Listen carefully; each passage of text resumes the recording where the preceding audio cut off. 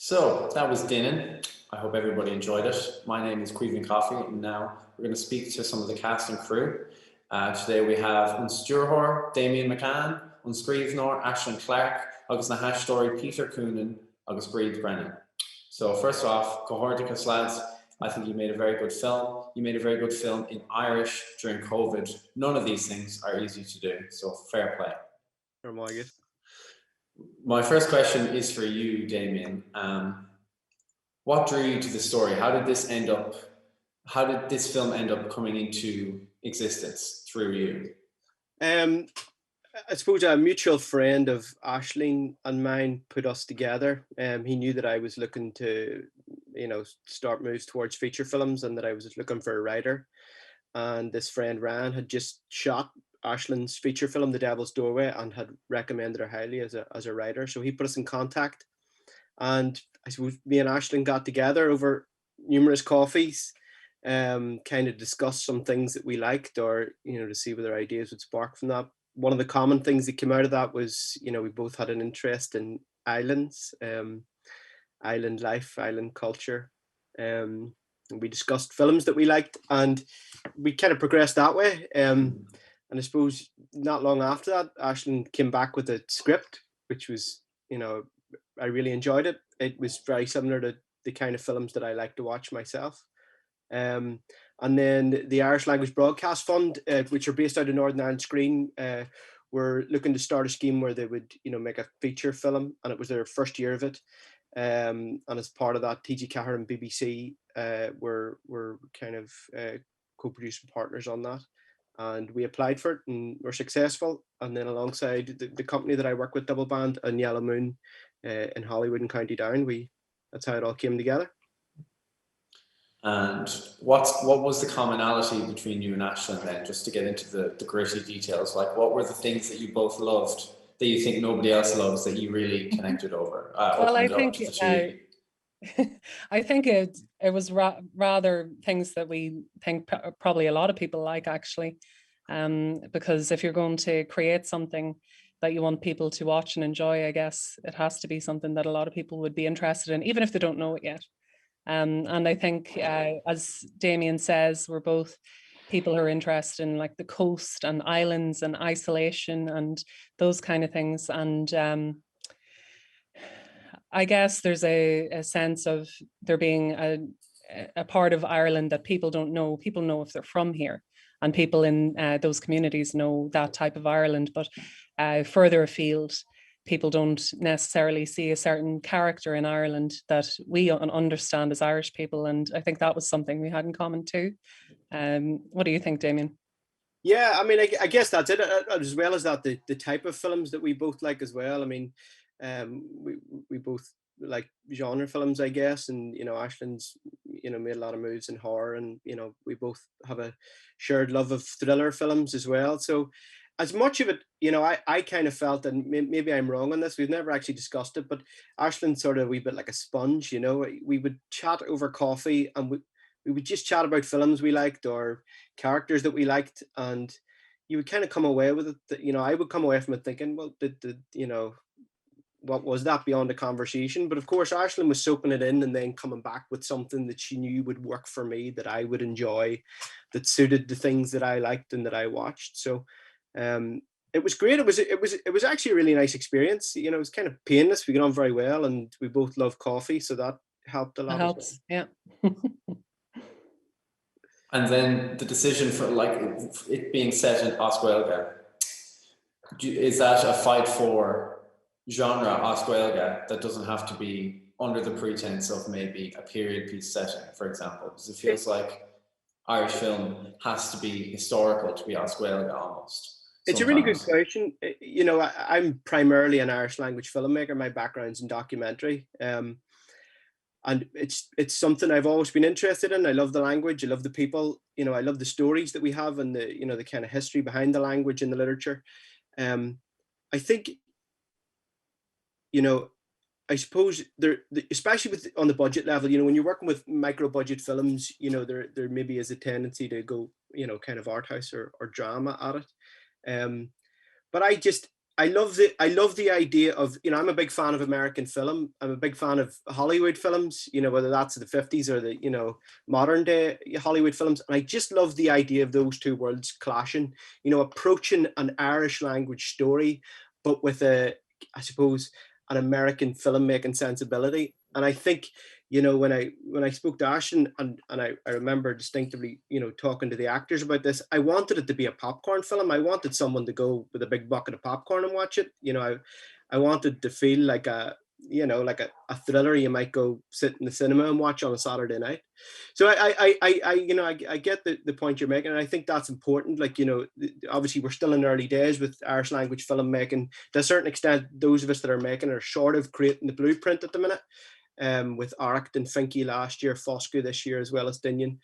I think because nothing's set in stone at the minute, it would be interesting to experiment, whether that's a horror film, whether it's thriller, you know, love to make a heist movie, for example, you know, kind of taking those genre tropes and applying them to the Irish language effectively. Yeah, if I can just jump in on that, I think people live in Irish and they speak Irish in their day-to-day lives. This is a reality, really. And I think there's a tendency for people to place Irish language work in this kind of rarefied space where it becomes art house, it becomes that kind of drama that's not as accessible to just the ordinary punter who just wants to be entertained for an hour.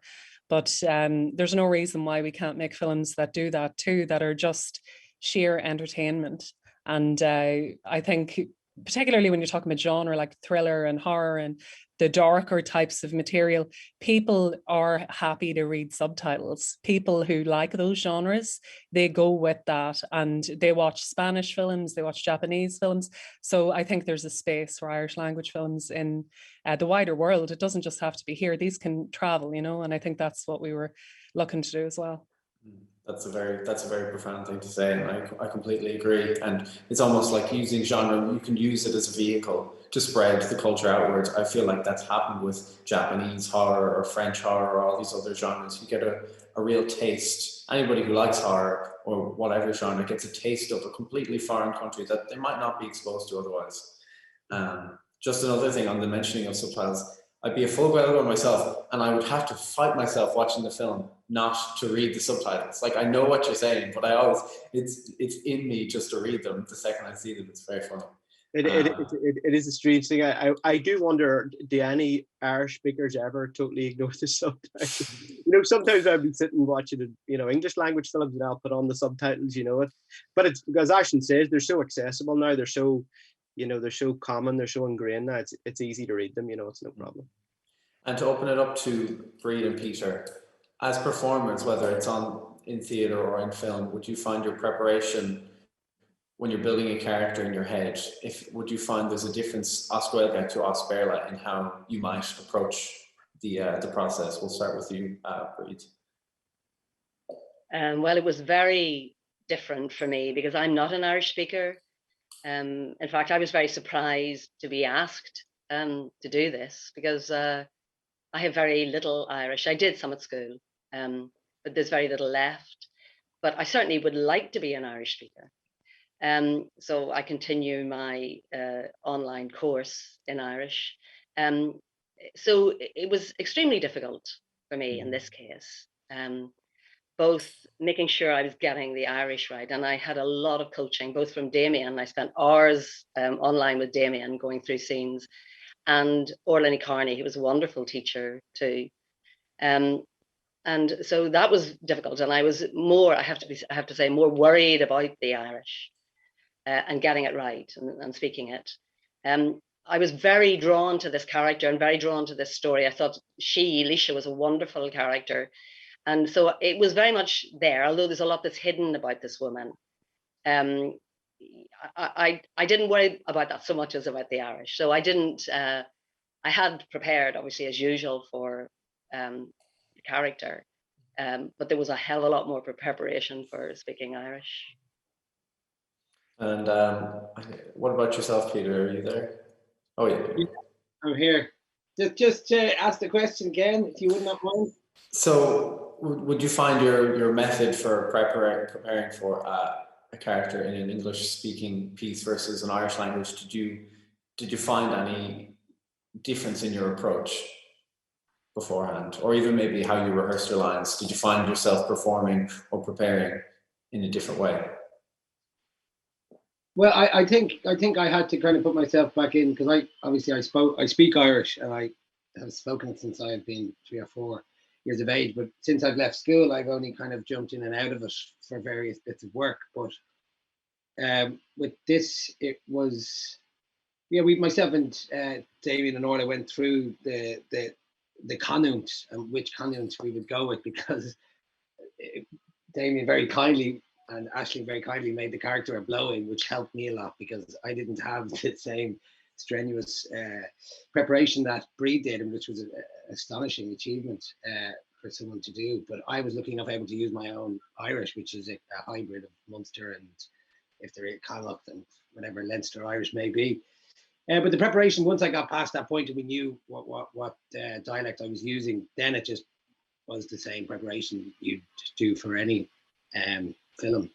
But I mean, just to mention that, it's always like quite a moment of pride, I think, when you get a chance to do a film in Irish. And I think when the film as well, like the guys mentioned earlier on, of such a high standard and such high, that we're driving for something that was, I suppose, as David said, like, there is no blueprint yet, but I think the ambition was so high on the film, and the idea was something that has never been, I haven't seen in English scripts, let alone Irish scripts, but Ashley script in English. But to produce it from an Irish point of view, I just thought it was just an incredible idea, and I love the ambition in it. And you kind of match that level, you try and get to that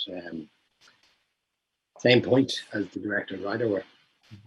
And just on that level of ambition, and what stood out to me is the shift in the narrative, like about halfway to 2/3 of the way through. For your character, Tomás, Peter, what was your approach? So we see the character portrayed in one way, and then we see him portrayed in a very, very different way.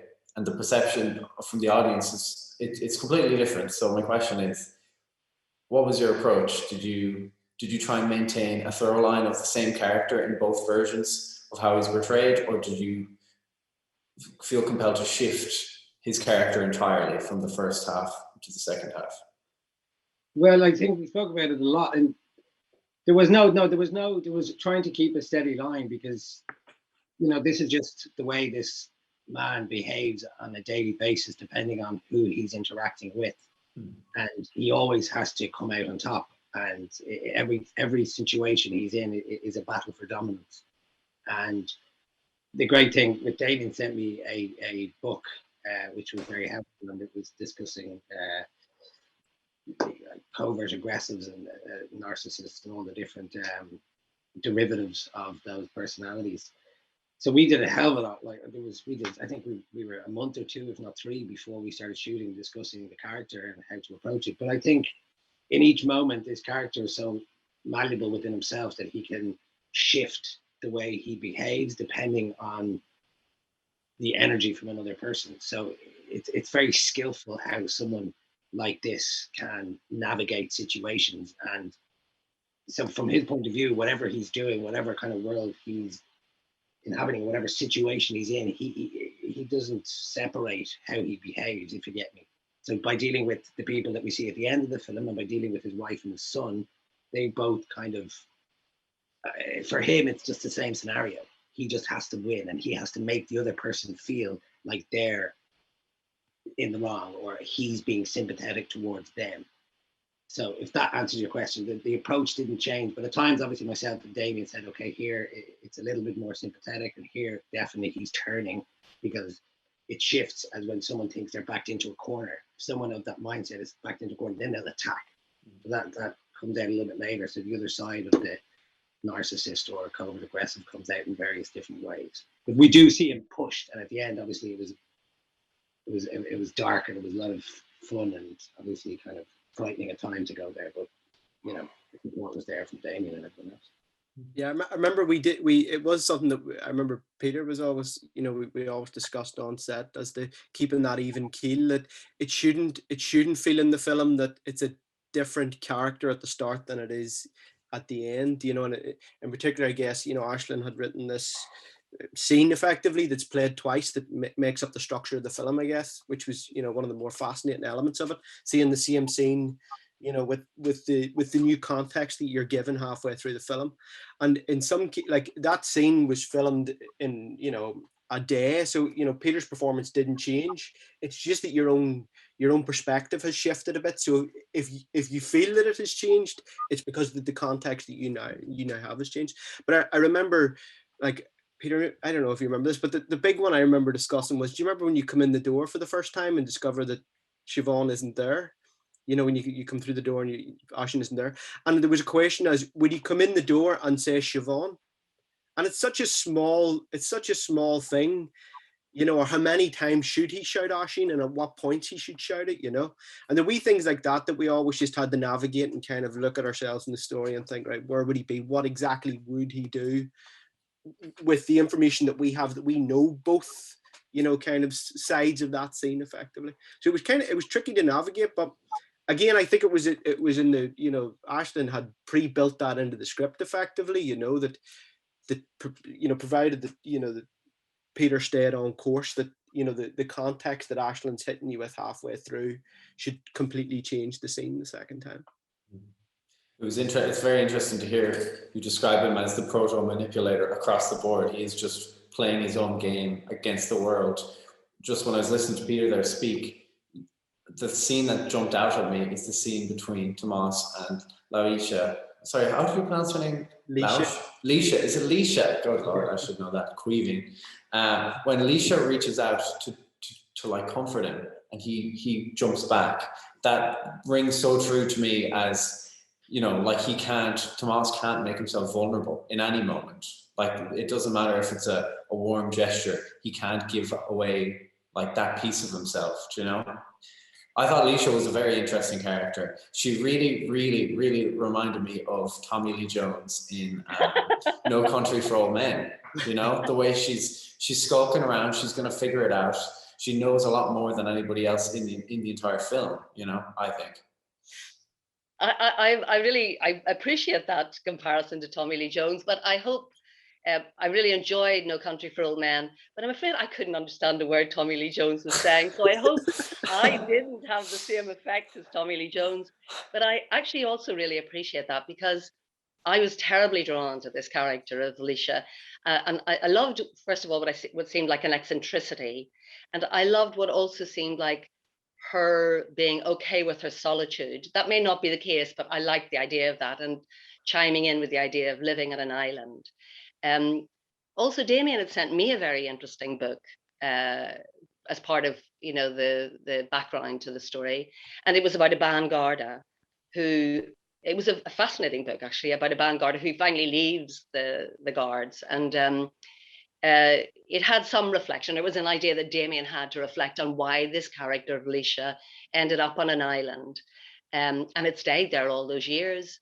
I think there's a lot to be explored in there, and there was, you know, I wish we'd had more time, and there was more time for the film to actually explore it. But I still like the unknown qualities as well of, and ultimately in her knowing, her sort of all-knowingness, although she was foxed by so much of it. I mean, I think she was going along with Tomás originally, but I also like the idea of when she makes a decision, and having listened and believed Siobhan's story about Tomás's manipulation of her, that she makes a decision to involve herself in a cover-up of what Siobhan did, but also to help Siobhan ultimately escape this abusive man, and to protect her child, to help her, Siobhan, protect her child and herself from this abusive man.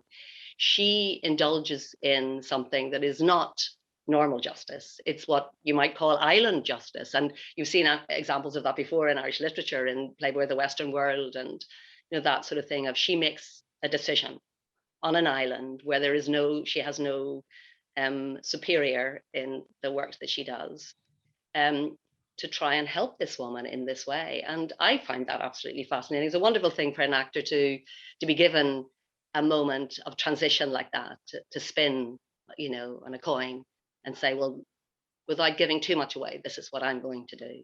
This is what we're going to do. So I was very drawn to that aspect of the character. Cool. That was, yeah, island justice. I've never come across that idea, but yeah, I feel like it could be a thorough line in a lot of Irish stuff. That's very funny. On that note, kind of, Aisling, Doineann, the name. When did the storm reveal itself to you? At what stage in the process did you realize there's this big thing that kind of defines the piece almost? You know. I'm trying to remember now.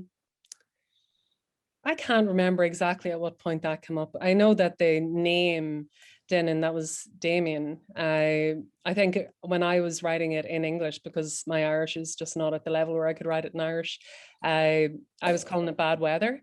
And then Damien chose Doineann as, you know, one of the words. Orla in the office actually chose it. Oh, was it? Yeah, it's a great one word, you know. So that was much better. Yeah. So one of those things where a word just has a very specific meaning. It means bad weather, but it's also more than that in a way. And but the idea of the storm itself, I think it's just because, going back to the whole island setting, we think of islands as being peaceful, kind of pastoral, quiet places. We see tourist imagery of Irish islands and everything's very green and pretty and there are nice sheep, but islands are harsh places too. And the thing that separates them from the mainland is the water, but also the weather. And it felt like the personality of the island. Island justice, I think, is such a nice phrase that Bríd uses. And I suppose the island itself is complicit in delivering that justice at the end. There's something quite nice about Peter's character as well, thinking that he can control the weather, or think that that Tomás can manage it at the end. There's something. Yeah. I remember when I first read it, thinking that's such a great comeuppance. You know, this guy thinks that he can control the weather. He thinks that he can survive this. Yeah, it was like, I imagined him as the most extreme idea of arrogance, of masculine arrogance, thinking that he can control everything, people and even the weather and money and people's lives. And I wanted him to be that extreme. So I guess the storm was a good way of, because he does think he actually thinks he can beat it. If he's angry enough and he feels aggrieved enough, he can do whatever he wants. I'll just cut in there. We're nearly out of time, unfortunately, but really quickly, I'm going to ask everyone lightning round. So for the next generation of Irish filmmakers, what Irish language film, genre, drama, historical, what Irish language film do you want somebody to make? Okay, we'll start with you, Damien. So you have a few, I'm sure. I still think a heist movie would be great. I'm gonna go for the heist movie. Heist movie. Okay, cool. Aisling, what about you? Well, I mean, I'm giving myself away here again, but I like horror for many reasons, as a way of exploring social trauma and stuff like that. And I think Irish language and Irish culture is so full of all of that. Mm-hmm. So that's it for me. Okay, Peter, what about yourself? Oh God, I've a feeling of stories of like Tori of Diarmid and Grania, or stories of Cuchulainn and Maeve and all these wonderful mythical characters. I'd love to see proper. This is further down the line, obviously, when we keep creating high quality movies, but I'd love to see an epic. An epic, yeah, I agree. Okay. Maeve and all that. Well, what about you, Bríd? It's funny, it was when you were talking earlier about Japanese films. There's any number of Japanese films I've seen recently that I would like to see transposed to Irish. But I also saw, not very long ago, a film in Galician. There's a very simple story, but it was powerful, called Fire Will Come, I think it was called, OK Arde. And it was about environmental concerns. It was about, raging forest fires in Galicia. And then just that. And again, that's sort of very, very little said. But I would like to see actually a film, something to do with the environment, made in Irish, something to do with people's struggle against, what's being imposed, and I don't know, the pipeline or something, but certainly to do with the climate. It might be interesting to see something. All right. Well, thank you very much, everybody. Tásúil agam go mbeadh muid gléir Lakayla, Umlin Shikacha, Lacoon of Jay, in the cinema. We'll all be there, kicking our feet up, watching movies again. Thanks for your time. You're all good. Thank you.